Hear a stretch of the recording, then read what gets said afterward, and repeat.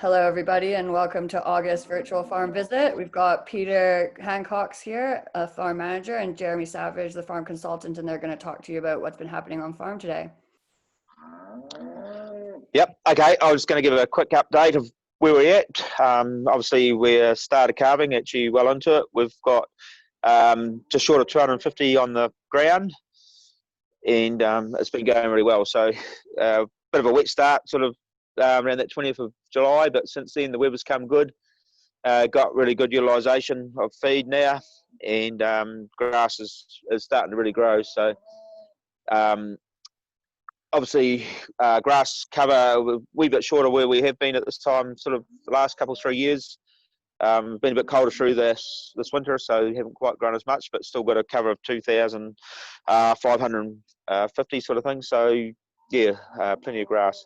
So at the moment we're feeding cows that have calved, getting all grass on the milking platform, and yeah, we've started supplying around about the 26th of July was our first pickup, so right into it. Cows that springers, they're on our platform across the road, our little runoff. They're getting fed silage and grass, 6 of silage and 6 of grass, so over there. Cows have wintered really well. They've come back very good condition. They've yeah, pretty much all got to the target. There's a small proportion that haven't quite got to 5, but most of them are 5, 5.5 plus. So actually very good condition coming into calving. Our first calvers, our R2s, they are probably just a wee bit behind where we would like them. They haven't quite got to the target that we would normally achieve with them, so they're going to be a bit of a challenge this milking season just to get them up to speed. But yeah, they got hurt a wee bit in late autumn as the feed wasn't quite as good as it should have been, so yeah, they're just a wee bit behind in both size and condition, but yeah, not too bad.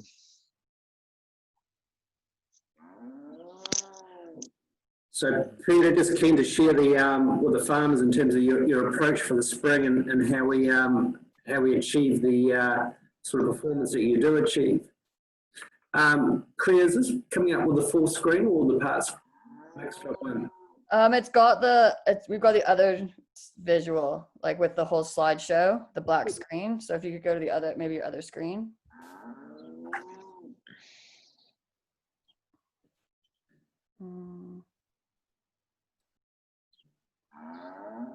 Yeah, there we go. Yeah.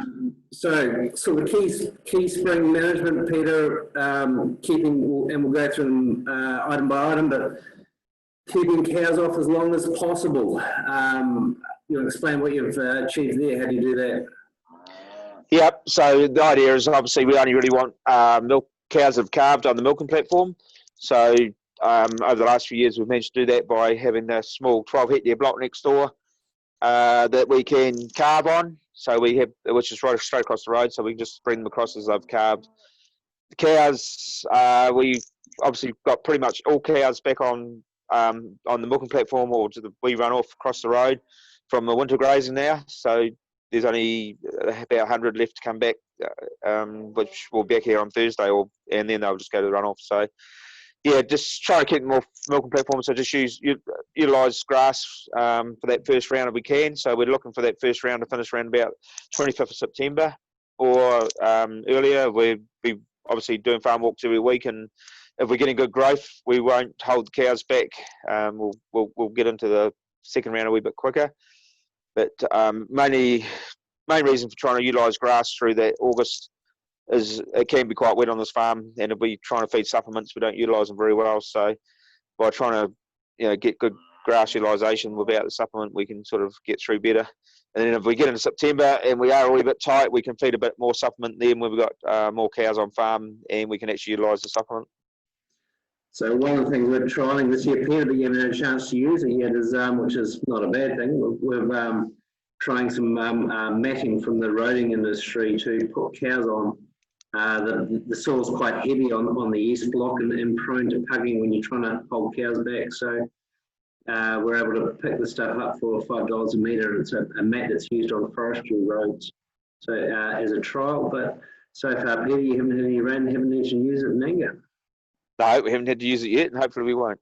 Mineral supplementation for your springers, Peter, sort of mag sulfate, 100 grams, mag chloride through the water. No metabolic problems yet? Yeah, no, we've had probably half a dozen down, but nothing too serious. You got one cow down at the moment, it's quite sulky, but hopefully she'll be okay.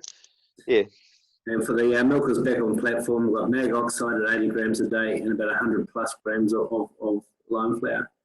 Yeah. Peter, one of the key things that we're trying to achieve is north of 500 kilos of milk solids a cow as part of our business plan in our P21 low footprint farming system to be efficient.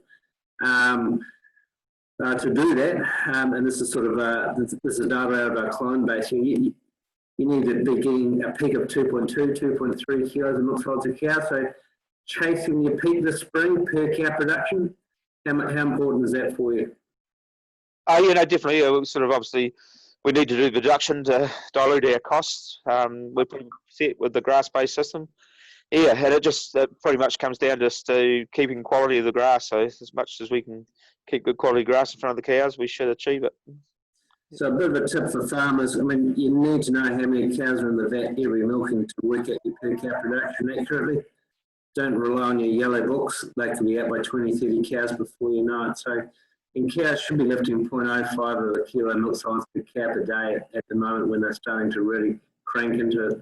Cows are hitting about 1.8 now, Peter? Yep, they're just starting to crank up, yep. Yep, super. So LUDF does a really good job of transitioning cows. They've been off winter feed now for 10 to 14 days before calving and some. So that means we really have to get ground running with well-transitioned cows. Pasture cover, you're doing a weekly farm walk, Peter? Yes, no, definitely weekly farm walks and just keeping an eye. I think that's the big key to it, is just monitoring what you've got. And obviously at the beginning of right now, we've probably got a couple of paddocks that are a bit overcooked. That's not ideal, but just to get through on all grass, we sort of have to have a couple that are probably a wee bit longer than what you'd like to have. But yeah. Yep. So we've got tracking at the moment. So good growth last week, Peter. Stacked on 80 kilos of cover over the last week, and with cows on farm as well. And you're using Pasture Coach to track how your growth rates and how your covers are going. Yes, definitely. Yep. Yeah, it's been quite a good week. The soil temperatures have increased quite a bit just over the last week, and we've had no frost and pretty mild through the night. So, yeah, it's been a lot better conditions for growth over the last week or so. Yep. And as we can see there, the farm's grown 20 kilos a day compared to the Pasture Coach regional average of 12 kilos a day. So, but no doubt the balance of the region will be catching up pretty quick now with this warm weather.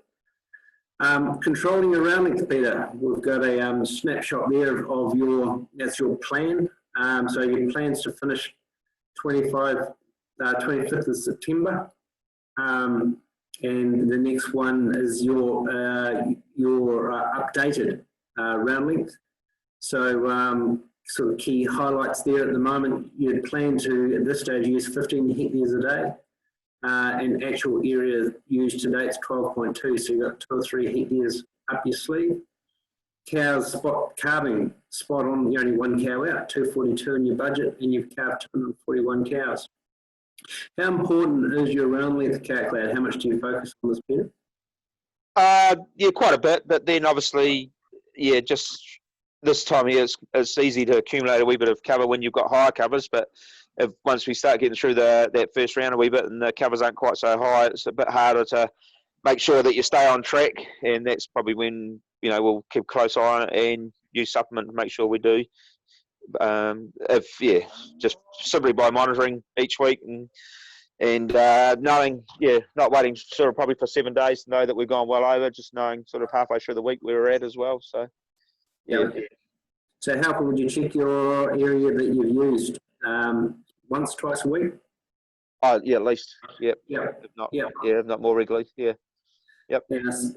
I see at the moment you've got sort of allocating 44 square meters a cow. Do you set and forget based on round length, or do you double check to make sure that your allocation is right around residuals and cow intakes? Yeah, pretty much. It's pretty much residual based, really. So as long as the cows are achieving residual, pretty much move them on. So the feed supply seems to be matching demand pretty well. And yeah, you just got to watch you don't get going too fast. But yeah, it's more driven by making sure we get a reasonable residual, really. Yeah. So that's a key point there. So you're not allocating based on your round length and walking away and leaving them. You're actually coming back, moving cows on when they need to be moved on if they've hit residual, but also prepare to keep an eye on your round length. So if it starts going too fast, that's when your silage is used. Yes. Yep. Yeah, super.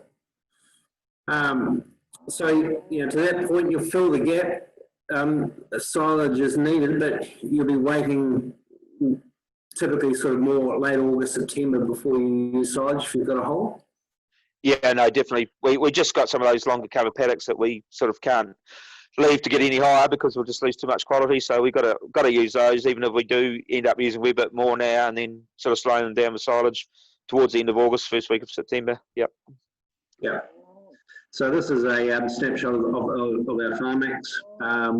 Peter and I have looked at it for the last 3 or 4 years. Growth rates at the moment, we're anticipating that we'll need to be using silage for at 3 kilos a day for the last 10 days of August and into September. But we're already getting growth rates over and above what we expected as well.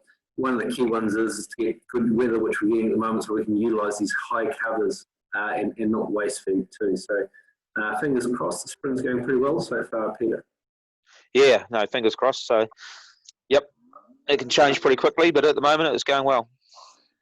So, and then the final points, just really, we're aiming for an average cover of what, 2250, 2300 at the end of September. Yep. That's your sweet spot. It's fully feed. Yes. Yep. Yep. Yeah.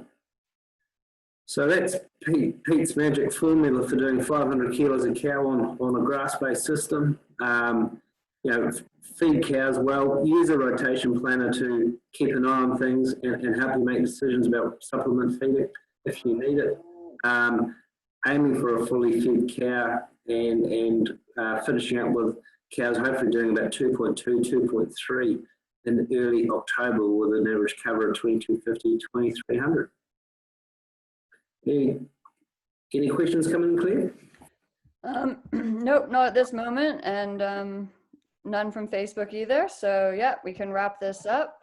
Thanks very much, Peter and Jeremy. It was great, great update to hear what's going on. And yeah, we'll be back on August 18th for our August webinar, which will be hosted by Graham Kerr from Barenbrug, and he will be discussing pasture and pasture renewal and all of that. That's going to go on at LUDF in the coming months. Thanks very much, everyone. Thanks, Ben. Thanks, Ben. Thank you.